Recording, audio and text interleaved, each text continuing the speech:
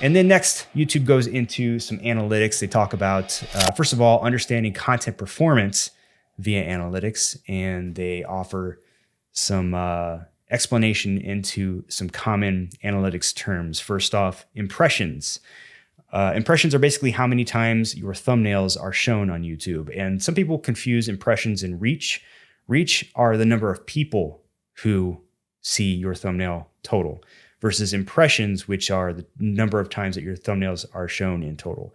Impressions are always going to be higher than reach because, let's say, I might be exposed to your thumbnail more than once, and those would be impressions, versus me just counting as one person who saw the thumbnail, which would go into reach. Then you have click-through rate, which is the percentage of impressions that turn into views. You have views themselves, which is pretty self-explanatory. One important note that they do make in the guide is that public and internal view counts are often different because YouTube takes some time to make sure that all of your views are legitimate. In other words, whether your views are coming from humans or maybe from bots. So you might notice sometimes that your public, that the views that are shown on a public video are less than those you might see within your analytics. And that's because there's that delay there as YouTube goes through and makes sure that all of those views are coming from the right sources. Then you have traffic sources. We talked about this in the planning section earlier, so we're not going to go over that again, but traffic sources, be mindful of those. You have watch time, which is the amount of time that viewers spend watching your content. So this can kind of give you a sense of what is actually being watched versus content that is being clicked on and quickly abandoned. Content that is being watched more may be worth, kind of looking into and doubling down on when it comes to creating new content. Then they go over understanding your audience via analytics. So you have new and returning viewers.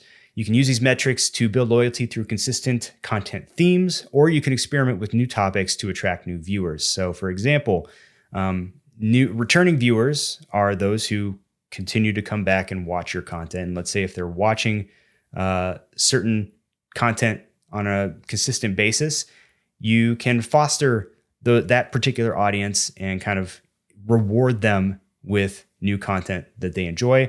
Or if you're noticing that you maybe uploaded a new type of content and it's driving in some new viewers, you can leverage that a little bit to potentially grow your audience. Kind of depends on what you're trying to do, what your goals are there. Knowing when your viewers are on YouTube. So this information is also available in YouTube Analytics. This is going to be helpful to you when it comes to planning your publishing schedules and your live streams. I use this information a lot, not just when I'm planning my full episode publishing schedule, but also my clips. So it shows up in the form of kind of like a heat graph almost.